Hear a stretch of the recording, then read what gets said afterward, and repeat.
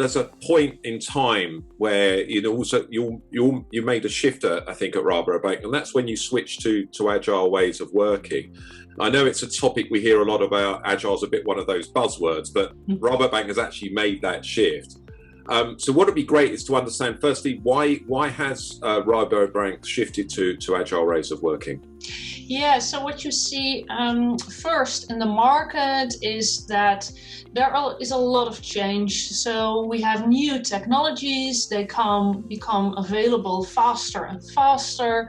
We see that customer demands change. And of course, also newcomers appear in the banking world. And at the same time, of course, as a bank, we have a lot of knowledge workers, and because of digitization, work changed. So in the past, often people worked more alone, developed services and products alone, whereas now we see we need multi-skilled teams working together on products and services, for instance, with someone who really knows the customers well, with an IT developer, with a designer. And you see that those multi-skilled teams, an agile way of working is perfect for them, and it also helps you as a company to bring products and developments and improvements faster to your customers. And what I find pretty cool is that it's not only working agile is not something we only do as a Rabobank in our commercial teams or in our IT teams, but as HR, we also made the decision to work completely agile as the whole of HR department. So in HR, we have multi-skilled teams developing products for our 40,000 employees. We started with that as of November 2019. And that's, I think, really something really cool to do as HR, because it helps you to really be there for your employees and to develop products and services they need. And of course, I remember coming to see you in Utrecht, must have been in the summer of 2019, just before you embarked on the agile journey in HR. I think it was in a meeting with you and others, including Janine and Mark Jansen. And I certainly, in the tour of the office, I think you were already getting ready for that kind of way of working. And I guess what also is important is in HR, sometimes we're tasked with helping the organizations become more agile. But if HR isn't agile itself, it's quite hard. And I guess what's great here is HR is almost leading the way within the organization. I know you weren't I don't think you were the first function, but you're certainly one of the first functions, I think, that has made that shift. Yeah, it's good, and it really helps you also to get an understanding also how well the rest of the business is working, but also to be to deliver fast, to become more predictable. So it helps to do this change as a whole organization. Yeah. And of course, you mentioned the timeline when you shifted to Agile in November 2019. I guess we've all had to be Agile pretty much three months later than that. And I know we'll talk about that in a minute. In terms of shifting to Agile ways of working, what does that mean for the people analytics team itself?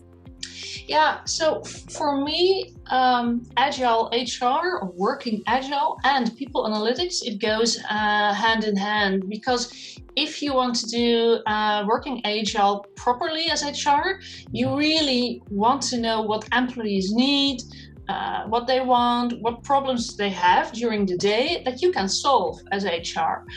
And you cannot base yourself as HR on hearsay or your assumptions, and even not only on your own craftsmanship. I think in the past, HR departments developed too much based on their own enthusiasm, thinking for employees. But what you actually want to do is to start collecting the voice of employees, to use the data you have to create data, and to actually know what they need.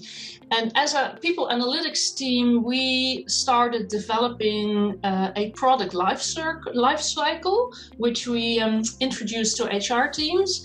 And they start with thinking about which problems do employees actually have? Which problems do we want to solve? Can we articulate our own assumptions? Can we test these with employees? If we are going to develop products, when do we know when we are successful? How are we going to measure that? And then they start developing minimal viable products for employees. Again, test these with the employees. Is it actually what they need, what they're going to use? And then develop further and scale. And if you look at that, in all these phases, data are needed. And I think that makes it pretty interesting that in this whole way of agile development, you have all kinds of points and phases where you're going to collect data. And for us as a people analytics, it takes also something of our mindset, because I'm not only passionate about people analytics, but I know, well, everyone I meet within our company, but also in other companies, if you're in people analytics, usually you're really passionate also about advanced techniques, doing cool predictive research cases, and it is pretty cool, but sometimes you also have to look like at the low-hanging fruit, maybe help other colleagues to do collect data with easy surveys, or to help people with getting how are you going to analyze the data you collected. So you have to balance that as a people analytics team. And what I noticed, as long as you start measuring your impact, you see that you have value for employees, it helps getting everyone engaged. And sometimes it's via a simple solution, and sometimes via an advanced research case. In this series, we will be speaking to a range of senior leaders who are pushing a data-driven and digital HR agenda. Make sure that you subscribe via your podcast app of choice, and also via our YouTube channel for free and regular interviews with the digital HR leaders of the future.